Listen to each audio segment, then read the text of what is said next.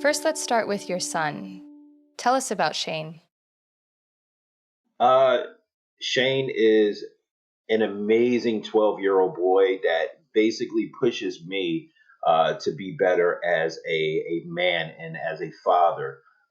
He's rambunctious. He's joyful. He's the type that really just want to make sure that everyone is being taken care of. Everyone has a smile on their face, and that they know that he loves them is the most important thing. He's a lover of structure, as so many of our awesome children are. But he is very, very articulate in the way he actually speaks, how he introduces himself to others. He loves trains, simply loves trains, everything about trains. He is a historian of trains already at the age of 12, and just a happy, upbeat child. I've never experienced someone with so much raw emotion of happiness before in my life. Cool. What was it like for you to find out about Shane's diagnosis?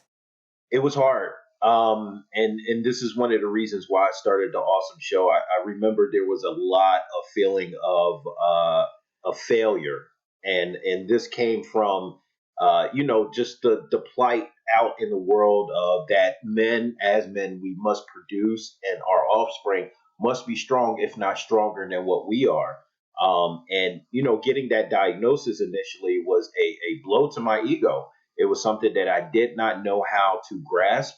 I didn't understand. And as many of you awesome parents already know, when doctors, back a couple years ago, when they gave us the diagnosis, it was just it. It was, hey, your child got autism, and here goes some services. Good luck. That was it. How old was Shane at that time?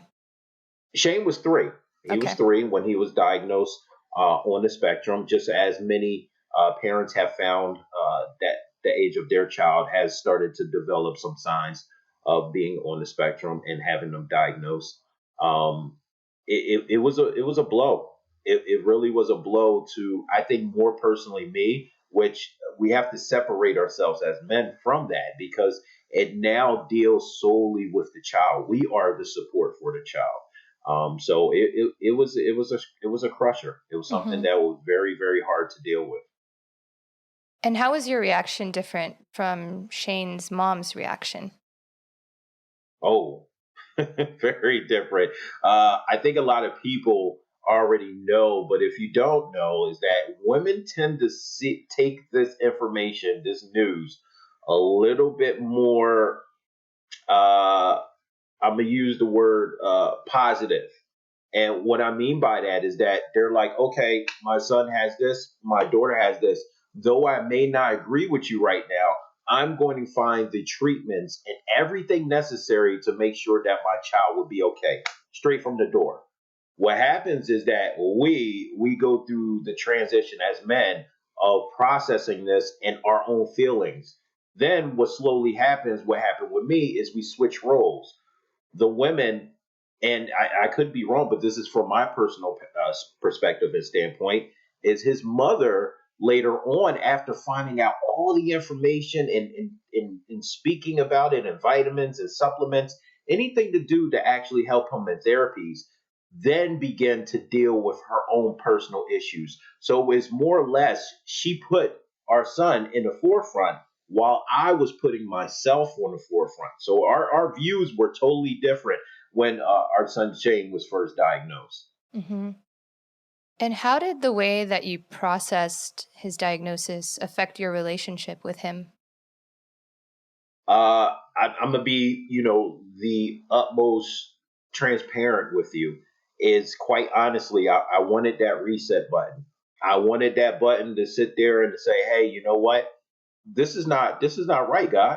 What you did to me is not right. I don't deserve this. I deserve a child that's healthy, that's just regular, quote unquote regular, and doesn't have any of these disabilities. And I wanted to leave. I really wanted to leave. It ooh. It was very, very, very, very hard for me to understand why I am having a child as awesome as my son Shane. But that goes back to really the beginning of my life. So just to give you a little aspect of who, another piece of me of who I am actually disabled myself. I have what is a medical ailment on my right leg, which is called an AV fistula. So I have been gawked, I have been ridiculed, I have been looked at and looked in awe by adults and kids my entire life, which affected me. It was not only until I sat down and really realized what I've been through, what my purpose, part of my purpose was with Shane being in my life, not only to receive his diagnosis and understand who he is, his love, and how he does things, but also too to show him what he can actually do and what he can actually be in life. Don't let anything stop him. You've been watching Autism Knows No Borders. If you like this video, please give it a thumbs up and subscribe to our channel. Also, we'd love to hear from you, so let us know what you think in the comments section. Click here to watch this interview in its entirety. You can also find us on your favorite podcast app. Tune in each week for engaging conversations of how people across the globe are inspiring change and building community. Thanks for watching. Take care.